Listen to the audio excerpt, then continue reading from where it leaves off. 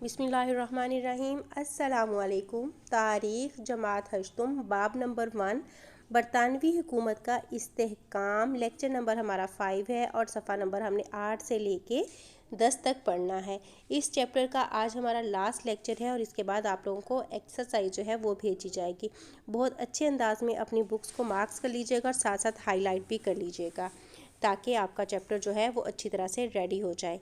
तो अब हम चलते हैं अपने टॉपिक की तरफ। बरसगीर में नाफिज किए जाने वाले मुख्तलिफ एक्ट यानी कि कानून, ये हमारा आज का टॉपिक है। बरसगीर पाको हिंद के इंतज़ाम को चलाने के लिए जो जो एक्ट बने थे, जो जो कवानीन बने थे, हमने आज वो सारे कवानीन पढ़ने हैं। बरसगीर पाको हिंद में लोगों की हुकूमत के मामलात में शामिल करने के लिए 1861, 1892, 1909 और 1919 के एक्ट बरतानवी पार्लियामेंट ने मंजूर किए और उन्हें बरसगीर में नाफिज किया गया ताकि बरसगीर का निज़ाम जो है उसे बेहतर तरीके से चलाया जा सके। तो सबसे पहला जो एक्ट है वो है कानून मुजालस हिंद 1861। हम लोग सबसे पहले इसको पढ़ेंगे। 1861 के कानून मजालिस हिंद के तहत बनने वाली कानून साज कौंसलों में पहली मरतबा वायसराय गवर्नर जनरल ने बरसगीर के मकामी लोगों को कानून साजी के अमल शामिल किया। इस तरह निचली सतह पर इख्तियारात की मुंतकिली का अमल जो है वो शुरू हुआ। बम्बई और मदारस की सूबाई हुकूमतों को महदूद पैमाने पर कानून साजी की इजाज़त दे दी गई, यानी कि छोटे पैमाने पर कानून साजी की इजाज़त दे दी गई। वायसराय की मंजूरी से सूबाई मजालिस कानून साज के पास करदा बिल मंजूर होते थे।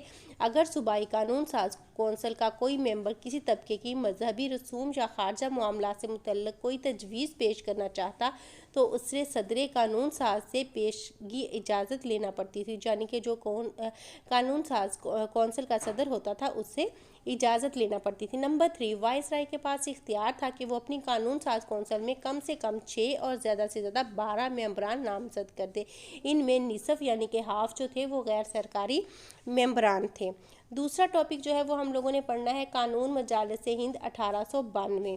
कानून मजालिस हिंद 1892 की रूह से मरकज़ी और सूबाई कौंसलों में म्यूनसिपल कमेटियों और ताजरों की अंजुमनों के चंद मेंबर नामजद किए जाते थे। ये नामजद मेंबरान यानी कि जो मुंतखब किए हुए मेंबरान थे उनके इजलासों में शरीक होकर कानून साजी में हिस्सा लेते थे। इसके बाद है मरकज़ी और सूबाई कानून साज कौंसलों में गैर सरकारी अरकान का इजाफा किया गया। मरकज़ी कौंसल में 16, छोटी सूबाई कानून साज कौंसल के लिए 15 और बड़ी सूबाई कानून साज कौंसल के लिए 20 अरकान का इजाफा किया गया। ज़िलाई बोर्ड, म्यूनसिपल कमेटियों, ज़मींदारों, चैम्बर ऑफ कॉमर्स वगैरह को सूबाई कानून साज कौंसलों के गैर सरकारी मेंबरान को नामजद करने इख्तियारात दिए गए। इस तरह नामजदगी का एक असूल भी मुतारिफ कराया गया। तीसरा कानून था कानून मजालिस हिंद 1909। कानून मजालिस हिंद 1909 के तहत सूबाई कानून साज कौंसलों में तोसी की गई। मुख्तलिफ सूबों की कौंसलों के अरकान की तादाद इस तरह मुकर्रर की गई कि पंजाब 27, बंगाल 54, बर्मा 18, यूपी 50, मदारस 49 और बम्बई 49 सूबाई हुकूमतों को अपना बजट खुद तैयार करने का इख्तियार दिया गया। मरकज़ी मजलिसी कानून साज के गैर सरकारी मेंबरान की तादाद 16 से बढ़ाकर 60 कर दी गई, जिसको मुख्तलिफ तबके और सूबाई कौंसलें मुंतखब करती थी। इसके बाद है कानून मजालिस हिंद 1919 के तहत वायसराय यानी कि गवर्नर जनरल की इंतज़ामी कौंसल 5 मेंबरान पर मुश्तमिल थी, जिसमें से एक हिंदुस्तानी होता था। इसके बाद है बरसगीर में नाफिज किए जाने वाले मुख्तलिफ कानून मजालिस हिंद 1919 को मिंटो मार्ले इस्लाहात भी कहा जाता है, यानी कि 1919 का जो कानून था उसको मिंटो मार्ले इस्लाहात भी कहा जाता है। कानून मजालिस हिंद 1919 के तहत मुसलमानों को जुदागाना इंतखाब का हक भी दिया गया। मज़हब की बुनियाद पर नुमाइंदों के इंतखाब को जुदागाना नियाबत कहते हैं, जिसके तहत मुसलमान, हिंदू, सिख, मसीही अपने नुमाइंदे जो है वो मुंतखब करते हैं। ये आप लोगों का टॉपिक जो है शॉर्ट क्वेश्चन नंबर 3 है।